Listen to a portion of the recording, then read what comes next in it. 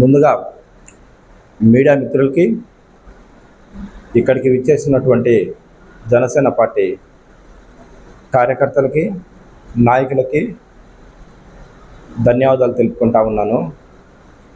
ఈరోజు ఈ మీడియా సమావేశం పెట్టడానికి కారణం ఏంటంటే, సింగరాయకొండ మండలంలో రాజేష్ అనే ఒక వ్యక్తి కూటమి ప్రభుత్వంలో చిచ్చులు పెట్టడానికి ఒక తప్పుడు పోస్ట్ని టీడీపీ వాళ్ళ గ్రూపుల్లో ఫార్వర్డ్ చేశాడు. దాన్ని సింగరాయకొండ మండల జనసేన పార్టీ ఉపాధ్యక్షుడిగా నేను ఖండిస్తూ ఉన్నాను. దాంట్లో వివరణ ఏముందంటే, పొత్తులో భాగంగా జనసేన పార్టీ నాయకులకి ఏమీ అందటం లేదు అన్నట్టు ఉంది. వాస్తవానికి చెప్పాలంటే సింగరాయకొండ మండలంలో పొత్తులో భాగంగా ఇక్కడ అందుతానే ఉన్నాయి. అవి అరాకొరాగా అందుతున్నాయి. దానికి కొన్ని కారణాలు ఉన్నాయి. కొన్ని కాంట్రాక్టులు కూడా జనసేన పార్టీ నాయకులకు కేటాయించడం జరిగింది.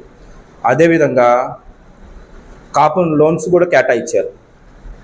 అదేవిధంగా రేషన్ డీలర్షిప్ కూడా కేటాయించారు. కానీ అవి అరాకొరాగా కేటాయించారు.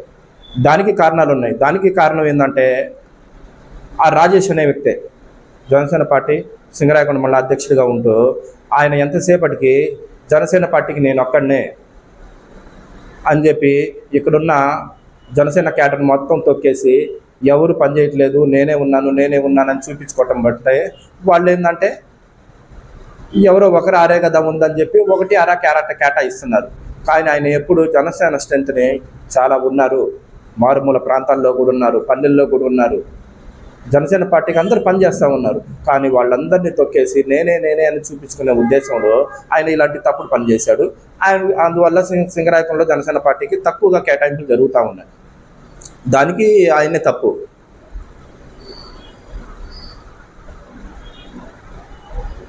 అది అలాంటి పరిస్థితుల్లో రాజేష్ అనే వ్యక్తి సింగరాయకొండ మండలికి అధ్యక్షుడిగా ఉంటూ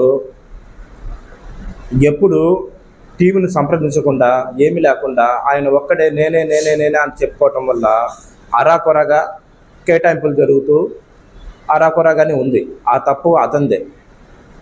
కాకపోతే ఏంటంటే, ఈరోజు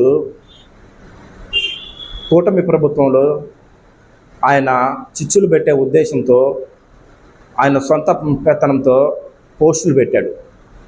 దానికి ఎవరిని సంప్రదించలేదు. ముందు నుంచి కూడా ఏ విషయంలో కూడా ఆయన సంప్రదింపలేదు, ఈ విషయంలో కూడా సంప్రదించలేదు.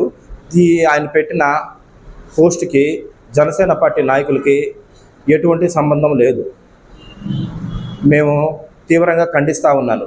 నా పేరు సయ్యద్ చాన్ బాషా. నేను సింగరాయకొండ మండల జనసేన పార్టీ ఉపాధ్యక్షుడిని. మా జనసేన పార్టీ నాయకులకు కూడా ఎటువంటి సంబంధం లేదు. ఆయనే సొంతంగా ఆయనే ఉద్దేశపూర్వకంగా, అది కూడా జనసేన గ్రూపుల్లో కాకుండా సపరేట్గా టీడీపీ గ్రూపుల్లోనే ఫార్వర్డ్ చేయటం జరిగింది. అది ఆయన ఉద్దేశపూర్వకంగా జరిగిన తప్పు. దాన్ని మేము ఖండిస్తూ ఉన్నాము. జనసేన పార్టీ నాయకులకి ఇది సంబంధం లేదు. మమ్మల్ని ఎవరిని సంప్రదించలేదు, మాకు ఎవరికి వివరణ ఇవ్వలేదు. ఇవ్వకుండా చేసిన దాన్ని మేము ఖండిస్తూ ఉన్నాం.